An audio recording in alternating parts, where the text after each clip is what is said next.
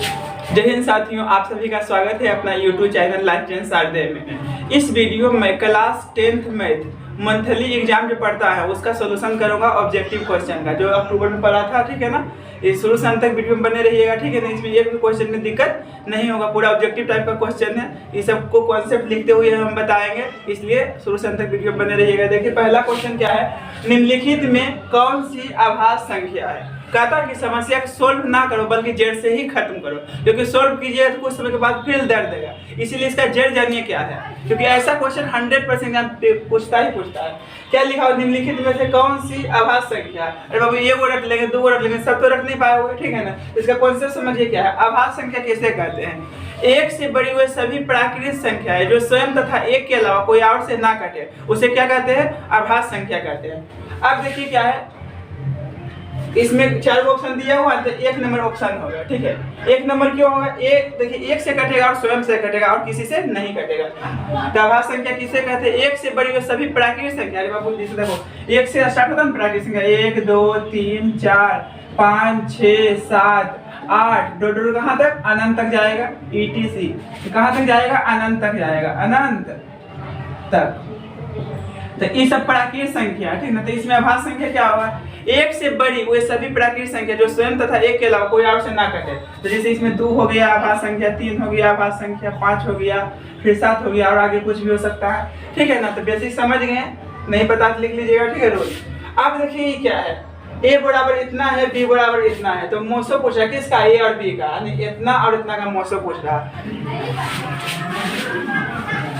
अब देखिए पहले लिख लीजिए, a बराबर कितना है, 2 के पावर 3 है और 3 के पावर 2 है। अब b बराबर कितना दिया हुआ है, 2 के पावर 4 है गुने 3 के पावर 3 है। इसका हमको मोसो निकालना है। क्या निकालना है हमको, मोसो किसका, a और b का। तो HCF यदि घात के रूप में रहेगा तो न्यूनतम घात HCF कहलाता है। तो ये दोनों में देखिए न्यूनतम घात कितना है, यहाँ 3 है बाबू, यहाँ 4 है, तो न्यूनतम घात कितना है, a है। ठीक है ना, न्यूनतम घात देखना, यहाँ देखिए 3 है, यहाँ 2 है, तो न्यूनतम घात कितना है, 2 है।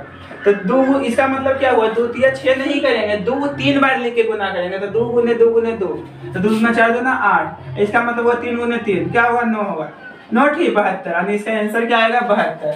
ऑप्शन नंबर सी होगा। ठीक है, तो रूल समझना है। ठीक है ना, क्योंकि क्वेश्चन कुछ भी हो सकता है, प्रोसेस में समझना है।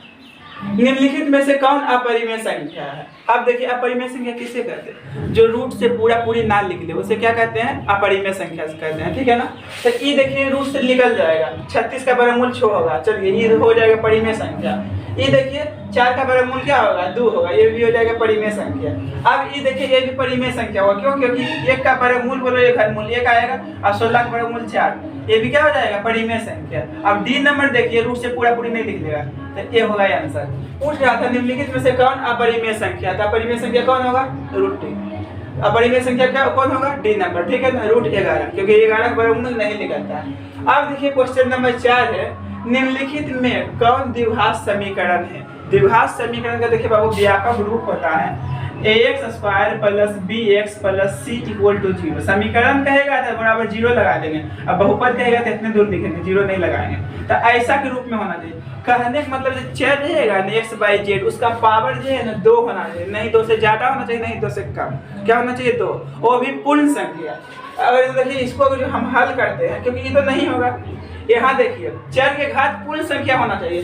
रूट के मतलब होता है पावर 1/2, तो ये पूर्ण संख्या नहीं है, तो ये नहीं होगा, ये नहीं होगा। ठीक है, अब देखिए ये 1 नंबर पहले दिखा देता हूँ। ठीक है, ये क्या लिखा हुआ है, x + 2 का होल स्क्वायर है, इक्वल टू क्या है, 4x + 2 है। तो इसका है a² + b², 2 का 4 होगा, प्लस 2ab यानी कि 4x होगा, इक्वल टू 4x + इतना। तो इसमें आपको कुछ नहीं देखना है, जो चर के घात है मैक्सिमम 2 होना चाहिए, तो 2 यहाँ है तो हो जाएगा ये द्विघात समीकरण।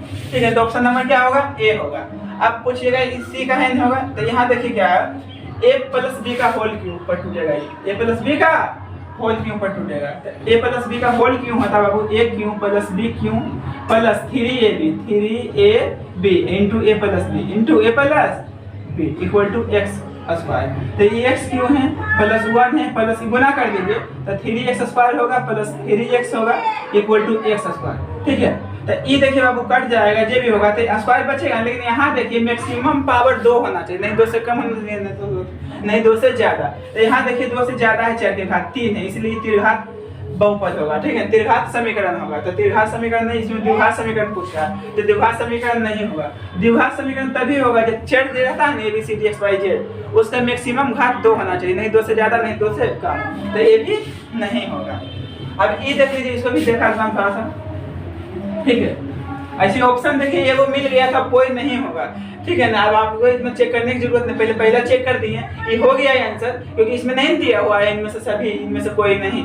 ठीक है ना, तो पूरा चेक करने की जरूरत नहीं है, ये तो नहीं होगा। ठीक है, 2 को चेक कर दिए, पर कुल चेक करने की जरूरत नहीं है। मन है तो आपको चेक करना चाहते हैं तो चेक करके दिखा देते हैं थोड़ा सा।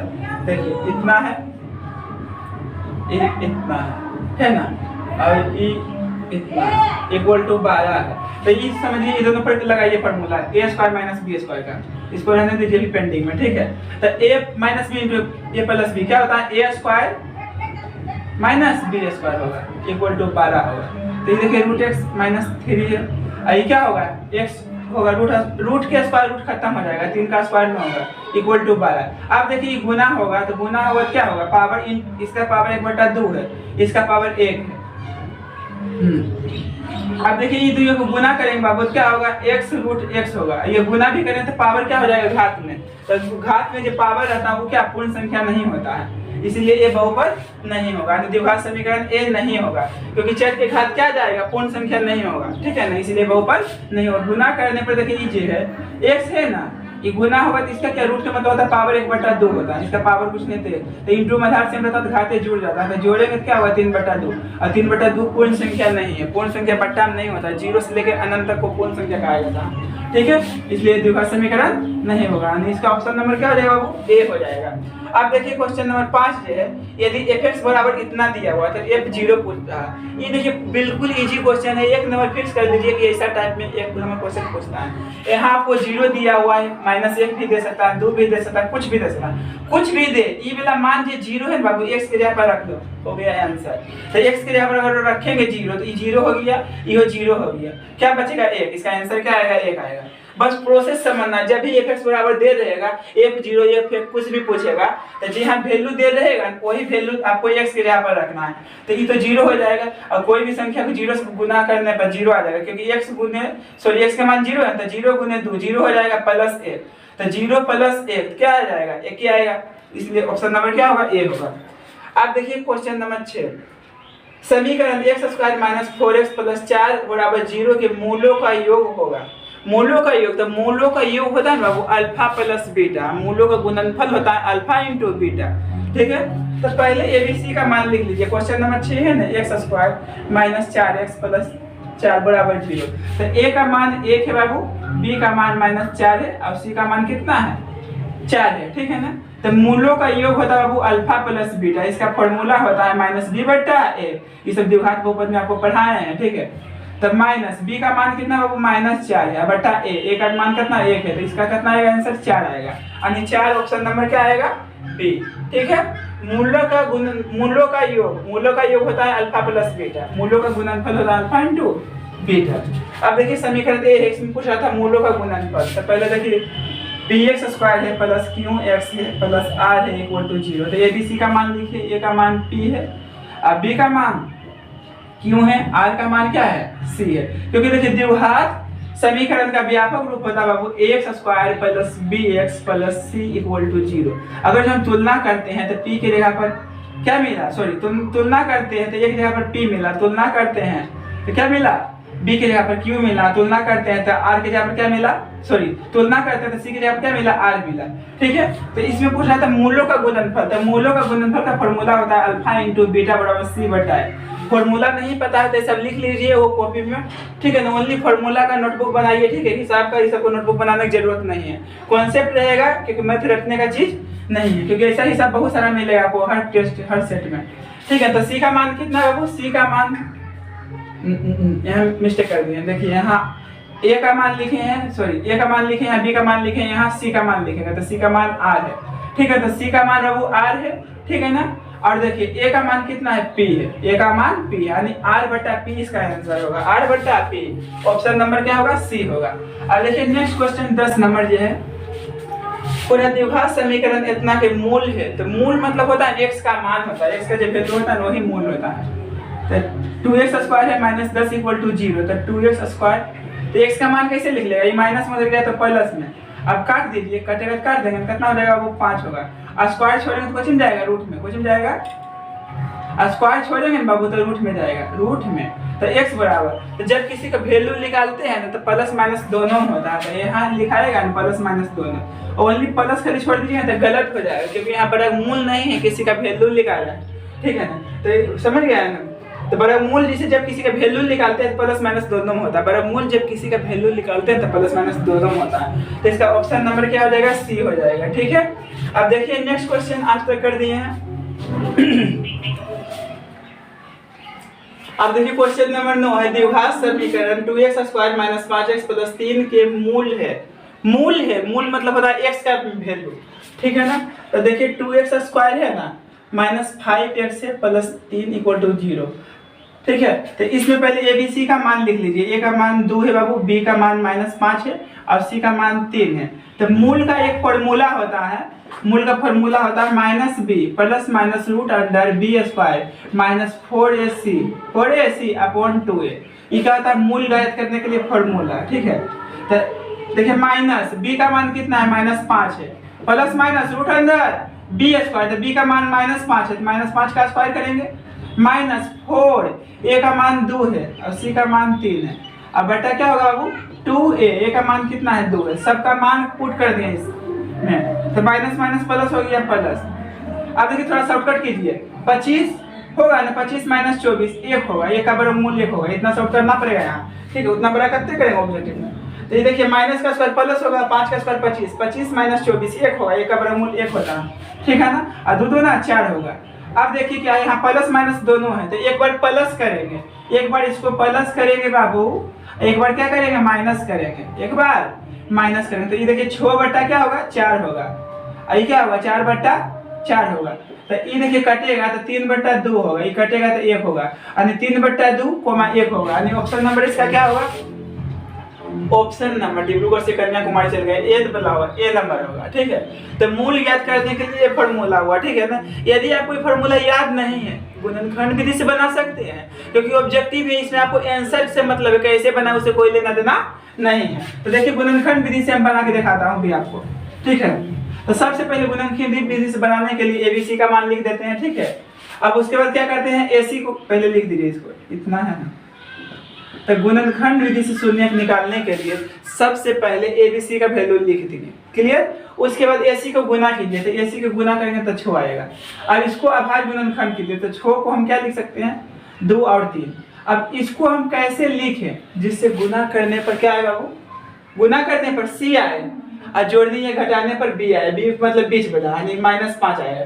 तो इसको हम कैसे लिखेंगे, -5 आएगा, गुना करने में 6 आएगा, तो इसको हम लिख सकते हैं -2 -3 या -3 -2, दोनों में एक ही चीज है, ठीक है ना। अब बहुपद है तो इसके साथ क्या लगा देंगे, x लगा देंगे, तो 2x स्क्वायर है -3x लिखेंगे, -2x लिखेंगे प्लस 3 इक्वल टू 0। तो इसको a लिखो या a लिखो, दोनों में से कोई भी लिखेंगे तो गलती नहीं होगा, ठीक है।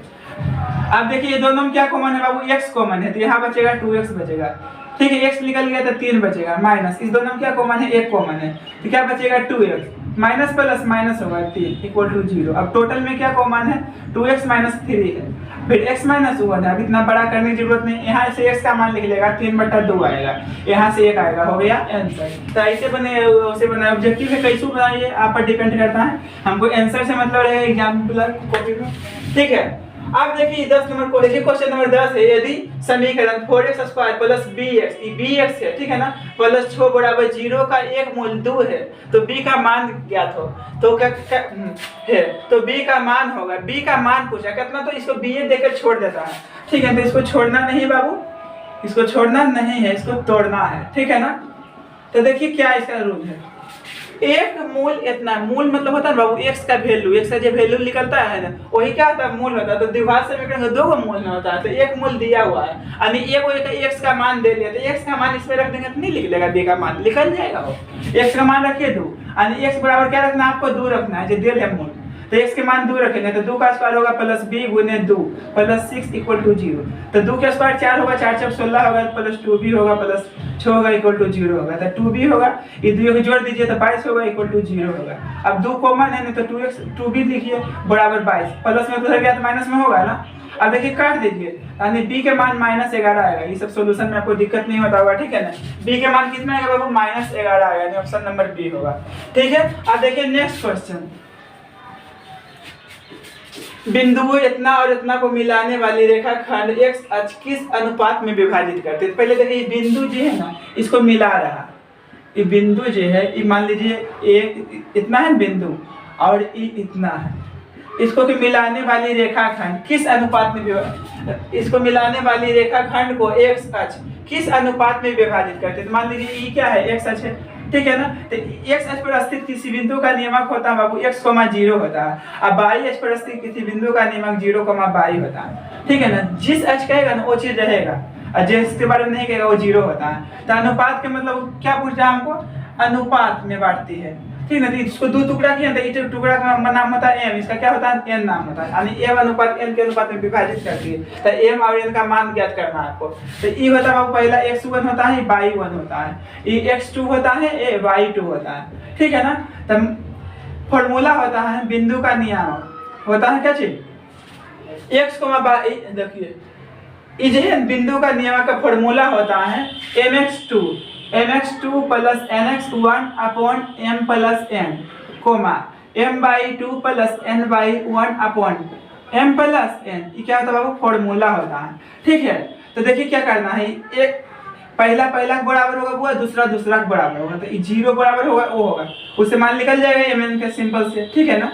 तो देखिए क्या है, m है, y2 का मान 6 है प्लस n है, y1 का मान -3 है, अब बटा है m प्लस n।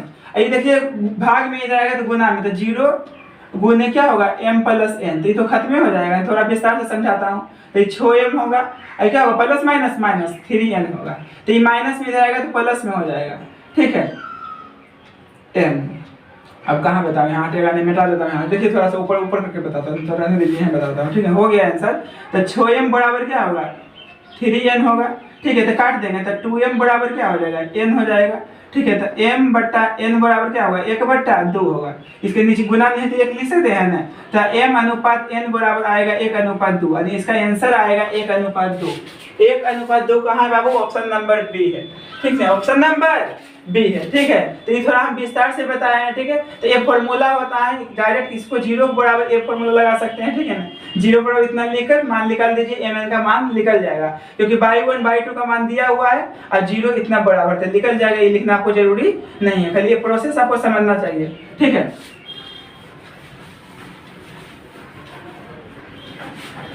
अब देखिए 10 नंबर तो हो ही गया है, 11 नंबर हो ही गया, अब 12 नंबर देखिए, बिंदु P तथा Q को मिलाने वाले रेखाखंड के मध्य बिंदु का नियामक है, मध्य बिंदु का नियामक है, ठीक है।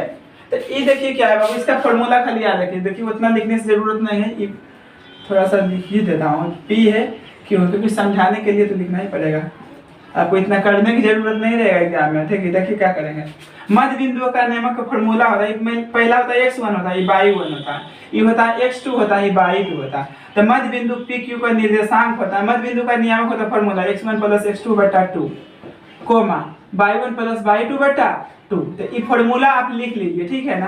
तो देखिए x1 के मान कितना बाबू -8 है, प्लस x2 का मान कितना है, x2 का मान 6 है बट्टा 2 कोमा y1 का मान कितना है 6 है, प्लस y2 का मान कितना है 4 है बट्टा 2। तो ये देखिए क्या होगा 2/2 होगा, -2/2 होगा, ये क्या होगा 10/2 होगा, तो ये कटेगा तो -1 आएगा, कटेगा तो 5 आएगा, यानी -1 5 -1,5 कैसा गया -1,5, यानी सी नंबर हुआ इसका आंसर। तो फॉर्मूला याद रखिएगा, मध्य बिंदु का नियामक होता है x1 plus x2/2 coma y1 plus y2/2, ठीक है। अब देखिए बाबू नेक्स्ट, करा बाई अक्ष से बिंदु की दूरी है, तो बाई अक्ष से दूरी क्या होता है, देखिए ध्यान से कि 4 कोमा है ना इतना, तो ई जो बिंदु लिखा रहता है x, y, ठीक ना, तो ई x अक्ष से दूरी होता है, ये होता है बाई अक्ष की दूरी, तो बाई की जगह पर कितना है 6 है, बाई की जगह पर कितना है 6 है, तो प्रोसेस समान है, इसका आंसर क्या हो गया 6 हो गया, ठीक है। तो बाई अक्ष से दूरी होता है बाबू, क्या होता है बाई का मान होता है, x अक्ष से दूरी होता है x का मान होता है, ठीक है ना। तो इसमें बाई अक्ष से दूरी पूछ रहा है, तो बाई अक्ष से दूरी कितना है, a है, ये x अक्ष है, हो गया। अब देखिए नेक्स्ट क्वेश्चन 7 नंबर, ये देखिए क्या फॉर्मूले दे दिया है, ठीक है, थोड़ा सा घुमा दिया है, 7 sec square theta minus 7 tan square theta का वैल्यू आपसे पूछ रहा है। तो इसमें देखिए 7 कॉमन है तो कॉमन ले लीजिए, sec square theta minus tan square theta, ठीक है ना। तो 7 है, sec square theta minus tan square theta का वैल्यू 1 होता है, गुना करेंगे तो 7 आएगा, यानी इसका आंसर क्या आएगा 7, ऑप्शन नंबर बी होगा, ठीक है। अब देखिए नेक्स्ट क्वेश्चन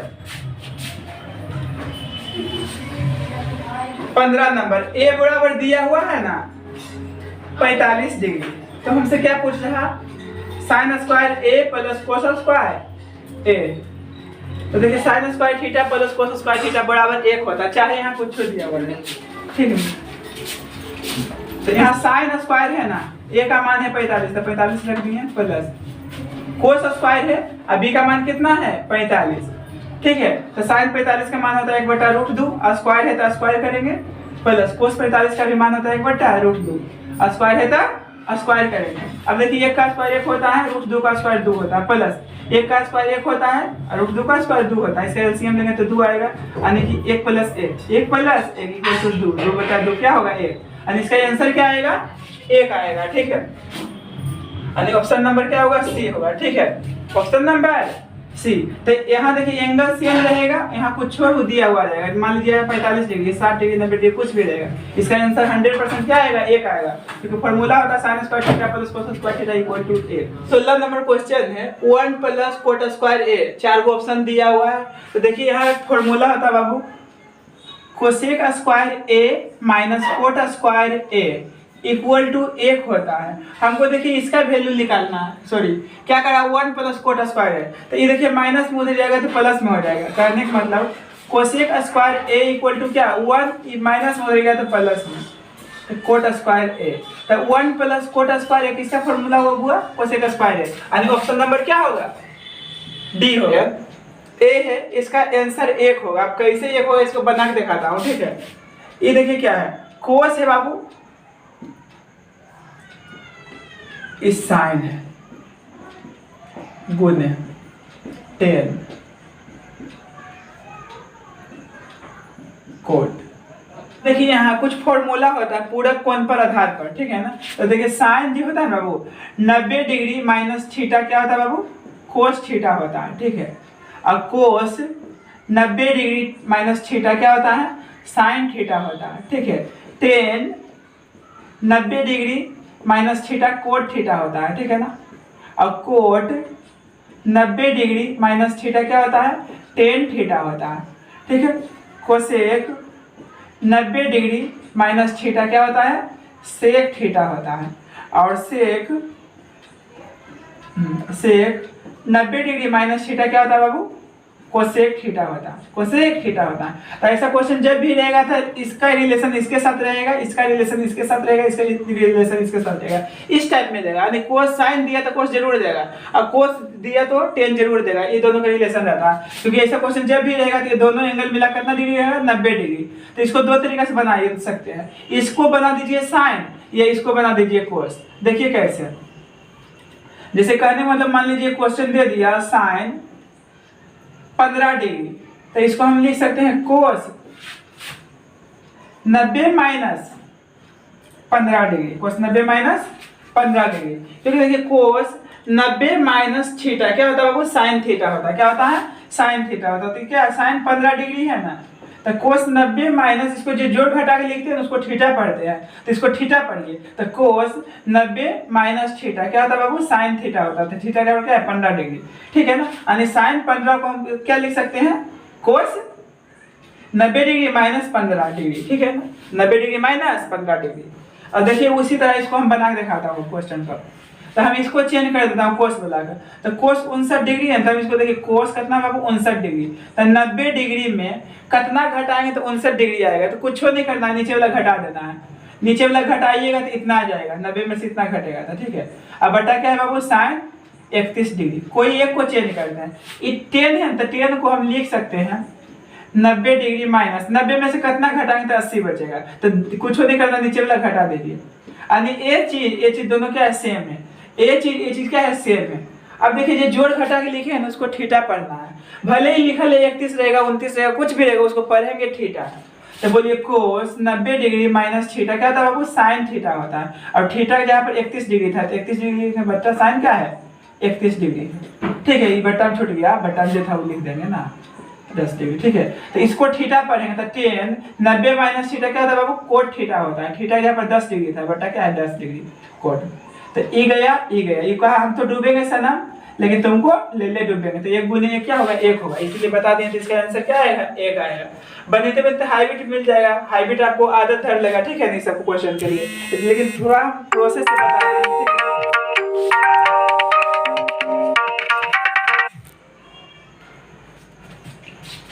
तो ये सब क्वेश्चन जो है हम प्रोसेस बता देते हैं कि आपको गलती ना हो, कोई भी क्वेश्चन पूछेगा तो। ठीक है ना, तो बता दिए क्वेश्चन जब भी ऐसा रहेगा तो साइन रहेगा तो कोस रहेगा। ठीक है ना, 10 रहेगा तो कोट रहेगा। न तो जो मान जानते हैं ना वो दिया हुआ रहेगा 0 डिग्री 30 डिग्री 45 60 डिग्री। अगर जो अलग अलग एंगल रहेगा तो 10 का रिलेशन कोट के साथ रहेगा, सॉरी 10 का रिलेशन कोट के साथ रहेगा, कोस का रिलेशन साइन के साथ। ऊपर नीचे देगा उससे कोई दिक्कत नहीं है। ठीक है, अब देखिए नेक्स्ट क्वेश्चन। ये तो हो गया। अब देखिए अभी फॉर्मूला लिखे थे जस्ट सेक 90 डिग्री माइनस थीटा क्या होता है कोसेक थीटा होता है। क्या होता है कोसेक थीटा होता है। ये सब फॉर्मूला है। ठीक है ना, अब ये देखिए क्या है, ऐसा क्वेश्चन बहुत बार पूछा है। 2 कोस कितना है 3a इक्वल टू 1 है बाबू। तो कोस 3a इक्वल टू क्या होगा 1/2। हमसे पूछ रहा है a का वैल्यू। तो यहाँ एक वर्ड मेरा सुनिए ध्यान से। यहाँ क्या है बाबू कोस है तो यहाँ कोस यूज करेंगे। अगर यहाँ साइन रहेगा तो साइन यूज करेंगे। क्या यूज करेंगे वो देखिए। कोस है ना 3 कोस क्या है 3 है। तो ये कोस कितना डिग्री का मान होता है 1/2। तो कोस कितना डिग्री का मान होता है 1/2 हुआ 60 डिग्री का। यानी हम 1/2 को हम लिख सकते हैं कोस 60 डिग्री। यहाँ कोस 60 क्यों लिखे, 30 डिग्री भी मान लिख सकते थे 1/2, लेकिन साइन नहीं लिखेगा। क्यों? क्योंकि यहाँ जे फलन रहेगा बाबू वही यूज करेंगे। क्यों यूज किया, ये क्या कहेगा हम तो डूबेंगे सनम लेकिन तुमको ले डूबेंगे। तो 3a इक्वल टू क्या हो गया 60 डिग्री। तो a के मान काटेंगे तो कितना होगा 20 डिग्री। यानी a के मान कितना लिख लेगा 20 डिग्री। तो बस एक चीज मेरा बेसिक ध्यान रखिएगा बात, यहाँ कोस रहेगा तो कोस ही यूज करेंगे, 10 रहेगा तो 10 ही यूज करेंगे, जे रहेगा से ही यूज करेंगे। ठीक है, तो इसका क्या होगा 20 डिग्री आंसर। यानी ऑप्शन नंबर हो जाएगा 19 नंबर का सी नंबर। ठीक है बाबू, अब देखिए नेक्स्ट क्वेश्चन। क्वेश्चन नंबर 20 है, यदि त्रिभुज एबीसी में AC के स्क्वायर इक्वल टू AB के स्क्वायर प्लस BC के स्क्वायर तो कोण B का मान होगा। तो कुछ नहीं करना है इसमें। देखिए क्या है AC के स्क्वायर इक्वल टू AB के स्क्वायर प्लस BC के स्क्वायर। पाइथागोरस का प्रमेय बताए थे, यदि किसी समकोण त्रिभुज के बड़ी भुजा का वर्ग अन्य दो भुजाओं के वर्गों के योग के बराबर होता है। तो ये देखिए बाबू बड़ी भुजा का वर्ग है ना, ठीक ना, ये तो पता है आपको। कर्ण होगा तो पहले फिगर बनाइए उसके बाद निपापोती करेंगे। ठीक है, तो समकोण त्रिभुज को बना दीजिए। देखिए टेढ़ा लांगर होता है उससे ध्यान नहीं दीजिए। ठीक है ना, सीधा ही खींचा हुआ हम बोल दिए, सीधा है तो सीधा है। ठीक है, अब देखिए क्या है, इसका नाम दे दीजिए। देखिए AC है ना, ये तो पता है कर्ण होगा। क्या होगा बाबू कर्ण होगा, क्योंकि कर्ण का स्क्वायर क्या था लंब का स्क्वायर प्लस आधार का स्क्वायर। तो ये मान लीजिए A है ये C है। ठीक है, ये क्या है A है ये C है। आप कहाँ गए लो, ये तो B होगा। क्या होगा B होगा। ठीक है ना, तो पूछा कोण B का मान होगा। तो कोण B का मान क्या होगा 90 डिग्री होगा। ठीक है, तो कैसे पकड़े हम देखिए, यहाँ दिया हुआ था AC के स्क्वायर यानी बड़का के स्क्वायर अन्य दो भुजाओं को वर्गों के योग के बराबर होता है। तो ये तो पता आपको कर्ण है, तो कर्ण तो पता ही होता है। तब लिखा हुआ है B, तो B कहाँ होगा एकड़े पर होगा, एकड़े पर नहीं होगा, यहाँ होगा B। ठीक है, तो B क्या हुआ 90 डिग्री हुआ, क्योंकि समकोण त्रिभुज के दो कोण न्यून कोण होते हैं। तो B का मान कितना होगा बाबू 90 डिग्री। यानी ऑप्शन नंबर क्या होगा C। अब देखिए नेक्स्ट क्वेश्चन। तो ये सब क्षेत्रफल परिमेय का है क्वेश्चन, इसमें भी कोई टेंशन लेने की जरूरत नहीं है। क्या है, यदि त्रिभुज ABC समरूप त्रिभुज DEF, यानी समरूप मतलब क्या, समरूप त्रिभुज के बाबू संगत कोण बराबर होता है, संगत भुजाएं समानुपाती होती है।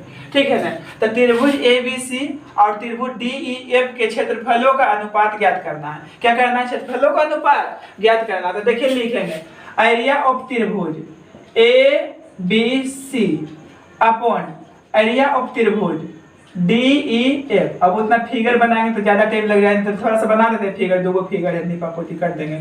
इसका नाम दे दीजिए ABC, इसका नाम दे दीजिए बाबू DEF। तो देखिए क्या कर रहा है, AB कहाँ दिख रहा है फिगर में, यहाँ दिख रहा है, तो उतना लिखेंगे नहीं, उतना पॉइंट समझ गए ना। 1.2 है, सेमी छोड़िए आंसर, सेमी में देने की जरूरत नहीं है, ठीक है ना। ये हो गया, यानी ये भी बराबर इतना है। डी कहाँ दिख रहा है फिगर में, यहाँ है, ठीक है। तो ये कितना है 1.4 है, ठीक है, यह लिखा हुआ। तो करा क्षेत्रफलों का अनुपात क्या दिया, क्षेत्रफल मतलब अनुपात कहेगा तो स्क्वायर कर देंगे, अनुपात कहेगा तो स्क्वायर कर देंगे। तो समरूप त्रिभुज के संगत कोण बराबर होते हैं, संगत भुजाएं क्या होता है, समानुपाती होती है, यानी इतना बट्टा इतना इक्वल टू इतना बट्टा इतना इक्वल टू इतना बट्टा इतना। तो हमको किसी से मतलब नहीं, हमको इससे मतलब है। तो क्या होगा, AB बट्टा डी। अब क्षेत्रफल कहेगा तो इसको क्या कर देंगे, स्क्वायर कर देंगे, क्या करेंगे, स्क्वायर कर देंगे, ठीक है ना। ऐसा क्वेश्चन बहुत पूछता है एग्जाम में, ठीक है। तो AB का मान है बाबू 1.4 है, और D के मान है क्या AB का मान है 1.2 और D का मान है 1.4।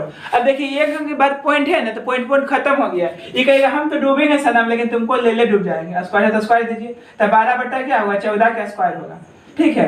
तो ये 12 गुने 12 होगा बुआ, पॉइंट गेल एक अंक के बाद था 14 गुने 14 हो गया।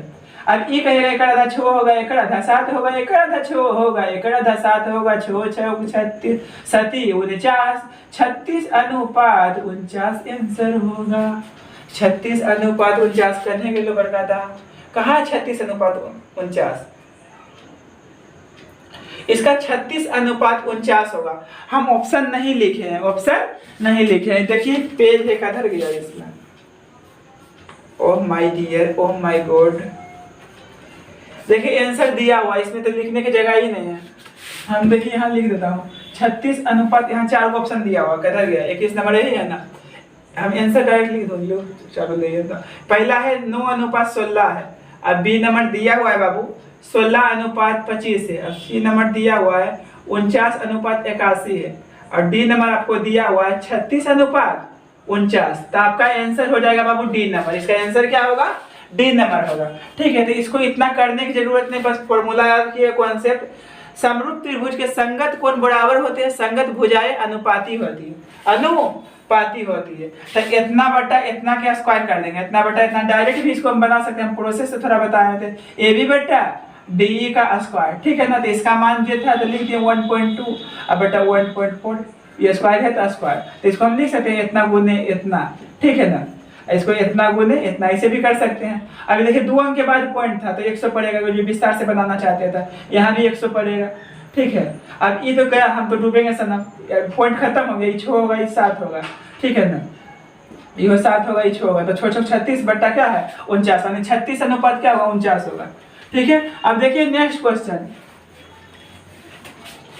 अब देखिए 22 नंबर है, यदि त्रिभुज ABC तथा त्रिभुज PQR समरूप है, क्या बाबू, सम मतलब समान, रूप मतलब चेहरा, फेस देन समान है। यदि त्रिभुज ABC तथा त्रिभुज PQR समरूप है, और कोण A बराबर कितना दिया हुआ है 36 डिग्री, और कोण R बराबर दिया हुआ 68 डिग्री। तो एक चीज ध्यान रखिएगा, समरूप त्रिभुज के बाबू संगत कोण बराबर होते हैं और संगत भुजाएं अनुपाती होती है। तो हमको यहाँ कोण से मतलब है, ना कि भुजा से, ठीक है ना। तो सबसे पहले इसका फिगर बना दीजिए, तब निपापोती करेंगे ग्लोबल लवली लगा के, ठीक है ना।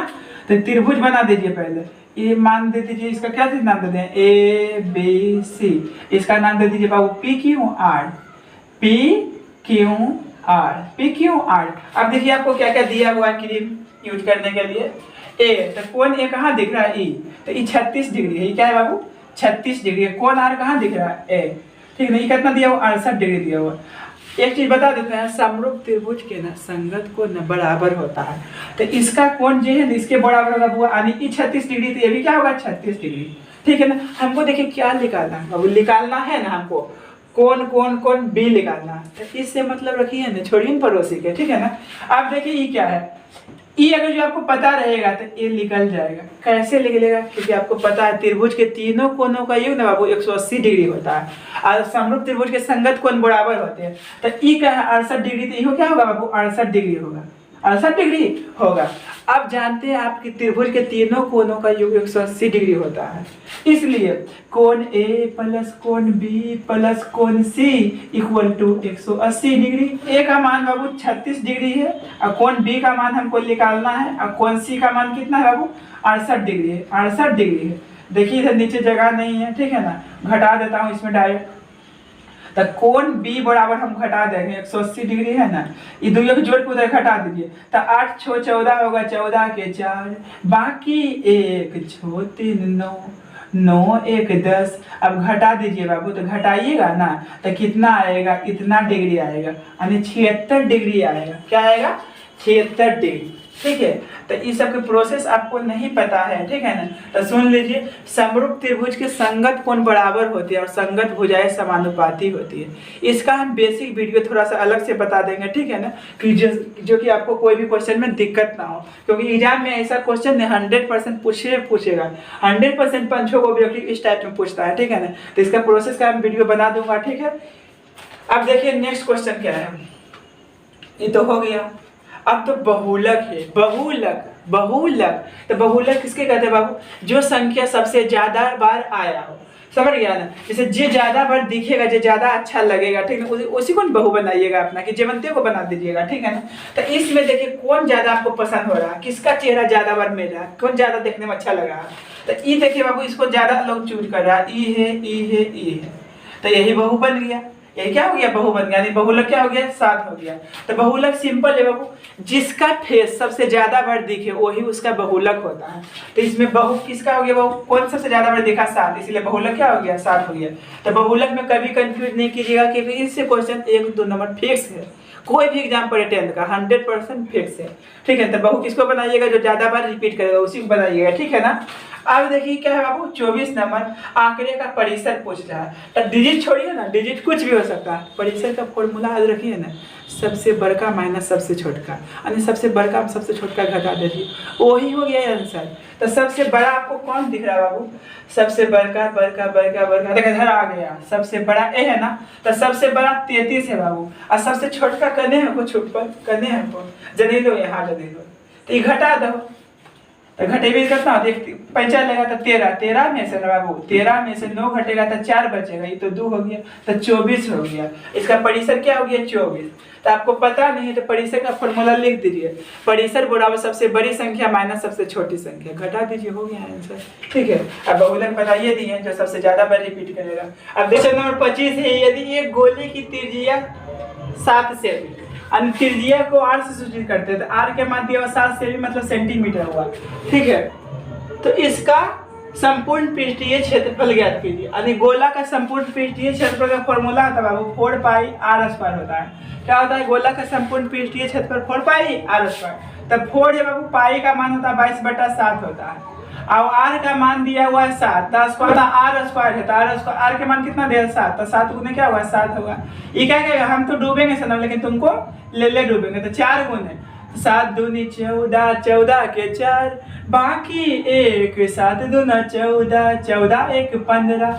अब देखो क्या करना है, 4 6 16, 16 के 6 बाकी 1, 15 चका 60, 60 1 61, 600 कितना होगा बाबू 16 होगा, तो 616 सेंटीमीटर स्क्वायर, सेमी स्क्वायर, ठीक है ना।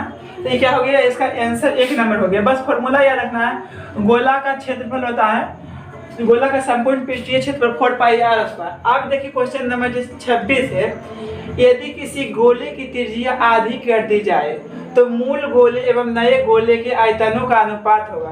तो गोला का आयतन जो होता है, गोला का आयतन 4/3 पाई r क्यों होता है। तो यह क्वेश्चन में कर रहा है ना, यदि गोले की त्रिज्या आधी कर दी जाए, कहते मतलब मान लो पहले गोला देते था त्रिज्या उसका r था, तो इसको आधा कर दिया, r/2 कर दिया, आधा मतलब वही नहीं हुआ, 2 से भाग देना, आयतन होता है 4/3 पाई r क्यों होता है, ठीक है ना। अनुपात मतलब होता है बटा, तो पूछ नए मूल गोले एवं नए गोले का आयतन होगा, तो ये मूल गोला का आयतन हुआ, अब नया गोला जब कर दिए त्रिज्या आधा, तो उसका आयतन क्या होगा, तो गोला का आयतन होता है 4/3 पाई r क्यों, तो r का मान अभी कितना हो गया, r क्या हो गया, r/2 हो गया, कर रहा था ना, इसका पावर 3 है तो 3 दिए। देखिए फिर से समझिए, तो मूल गोला एवं नए गोला के आयतनों का अनुपात होगा। तो मूल गोला मतलब पहले की त्रिज्या इसका है ना, तो गोला का आयतन होता है 4/3 पाई आर क्यू, ठीक है ना। और नया गोला जो बना उसका क्या होगा 4/3 पाई आर क्यू। तो आर का मान तो इतना भी होगा। तो ये क्या कहेगा, हम तो डूबेंगे सना, लेकिन तुमको लेके डूबेंगे। तो ये आर क्यू है, ये उल्टेगा तो क्या होगा 2/r के क्यू होगा कि नहीं। तो ये आर क्यू है बाबू, तो क्या होगा 8 होगा बटा आर क्यू होगा। ये कट गया था 8 बटा क्या है बाबू 1 है। तो इसको क्या लिखेंगे 8:1 लिखेंगे, 8:1 लिखेंगे। तो ये हुआ बाबू नए गोले का आयतन हुआ। नए गोला मतलब सॉरी, ये हुआ मूल गोला का आयतन, मूल गोला का आयतन है, ये हुआ नए गोले का आयतन, ठीक है ना। तो इसका आंसर क्या होगा 8:1। ऑप्शन नंबर क्या होगा बाबू, ऑप्शन नंबर सी होगा, ऑप्शन नंबर सी। अब देखिए क्वेश्चन नंबर 27। यदि अर्धगोले की त्रिज्या r हो तो इसका वक्र पृष्ठीय क्षेत्रफल होगा। तो अर्धगोला का वक्र पृष्ठीय क्षेत्रफल होता है बाबू 3 पाई r स्क्वायर, 3 पाई r स्क्वायर। तो यहाँ कैपिटल R दिया हुआ क्वेश्चन में, कह रहा था ना यदि अर्धगोले की त्रिज्या वर्गाकार हो तो क्या होगा 3 पाई r स्क्वायर। देखिए ऑप्शन दिया है 3 पाई r स्क्वायर, ये नंबर होगा, ठीक है। अब देखिए क्या है क्वेश्चन नंबर 28। इस समय फॉर्मूला खाली याद रखना है। अब फॉर्मूला हम सीध करूंगा इसका अलग अलग वीडियो में, ठीक है। यदि किसी शंकु की त्रिज्या, क्वेश्चन नंबर 28, यदि किसी शंकु की ऊंचाई h, आधार की त्रिज्या r और तिर्यक लंबाई l हो तो शंकु का संपूर्ण पृष्ठीय क्षेत्रफल होगा। तो शंकु का संपूर्ण पृष्ठीय क्षेत्रफल होता है 2 पाई r × l + r। ये क्या होता है शंकु का संपूर्ण पृष्ठीय क्षेत्रफल। तो देखिए जैसा ऑप्शन दिया है 2 पाई r × l + r, 2 पाई r कदर गया 2 पाई r × l + r, ये नंबर हुआ इसका आंसर। कौन नंबर होगा ये नंबर। इसका फॉर्मूला याद रखिएगा, शंकु का संपूर्ण पृष्ठीय क्षेत्रफल 2 पाई r × l + r। अब देखिए क्या है क्वेश्चन नंबर 29। 8 सेमी भुजा वाले घन का आयतन है, घन का आयतन है, घन का आयतन है बाबू भुजा क्यों होता है। तो भुजा आपको 8 दिया है, तो 8 का क्यों कर दीजिए ना। तो 8 का क्यों मतलब क्या हुआ 8 × 8 × 8। तो 8 64 गुने कितना 8, 8 चौक 32, 32 के 2, 8 चौक 32, 32 के 2, बाकी 3, 8 चौक 48, 48 3 51, 512 हो गया आंसर। यानी 512 घन सेमी। अब ठीक है ना। अब देखिए क्वेश्चन नंबर 30 है, लास्ट क्वेश्चन है, देख लीजिए। इसका करा माध्यिका। तो मेन प्रोसेस आपको समझना, माध्यिका का मतलब होता है बाबू बीज की संख्या होता है। क्या होता है बीज की संख्या। लेकिन पहले उसे आरोही क्रम में सजाते हैं। आरोही क्रम का मतलब होता है बढ़ते क्रम। अगर इसमें भूल जाते हैं बढ़ते क्रम घटते क्रम तो याद रहिएगा। रोही आओ ना, तो किसी को बुलाए थे, किसको बुलाए थे रोहित। रोही आओ ना, तो आएगा तो क्या होगा बाबू बढ़ेगा। यानी आरोही क्रम का मतलब क्या हुआ बढ़ते क्रम। आरोही किसको बुलाए थे रोहिता को, ठीक है ना। तो सबसे पहले इसको बढ़ते क्रम में लिख दीजिए। तो बढ़ते क्रम कैसे बढ़ेंगे, जब गरीब से अमीर बनेगा 10 होगा, फिर क्या होगा 11 होगा। तो 2 2 4 2 6 7, 2 2 4 2 6 7, ठीक है। ये कहेगा बाबू हम तो डूबेंगे सनम लेकिन तुमको लेके डूबेंगे। इहो कहेगा हम तो डूबेंगे सनम लेकिन तुमको लेके डूबेंगे। इहो कहेगा हम डूबेंगे सनम लेकिन तुमको भी लेके डूबेंगे। आई कहेगा हम तो बच गए सनम, तो कहेगा आंसर हो जाना, ठीक है। इसका आंसर क्या होगा बाबू ए होगा, ए नंबर। माध्यिका क्या आएगा वो ए नंबर, ठीक है ना। देखिए बाबू हम थोड़ा इंटरटेनमेंट ढंग से पढ़ाते हैं, इसके लिए एक्सट्रीमली सॉरी, क्योंकि साइंस ऐसा सब्जेक्ट हुआ ना ऐसा ही पढ़ने वाला, ठीक है। जब तक छिटियल नहीं रहेगा, जब तक इसे पढ़ने में मजा नहीं आता, ठीक है, मजा नहीं आएगा। अब मेरे आपके मुलाकात नेक्स्ट वीडियो में होगा, उसमें जैसे मंथली एग्जाम का जो सब्जेक्टिव क्वेश्चन है उसका हम सॉल्यूशन करेंगे। और ये सब जैसे क्वेश्चन जो है जितना यूट्यूब पर जैसे लोड करता हूँ तो इसका अलग से वो प्ले लिस्ट बना दूंगा। यानी ऑब्जेक्टिव का है अलग प्ले लिस्ट बनाऊंगा, क्योंकि अब की बार भी फाइनल जो एग्जाम पड़ेगा 100 वो ऑब्जेक्टिव पूछेगा, उसमें तो आपको 50 को कलर करने पड़ेगा। तो हमको चाहिए 50 में 50, यानी एक को गलती नहीं होना चाहिए। आप खुद कहिएगा जब 2 महीना पढ़ लीजिएगा ना, क्योंकि आपसे पर डे वीडियो हम बनाएंगे, पर डे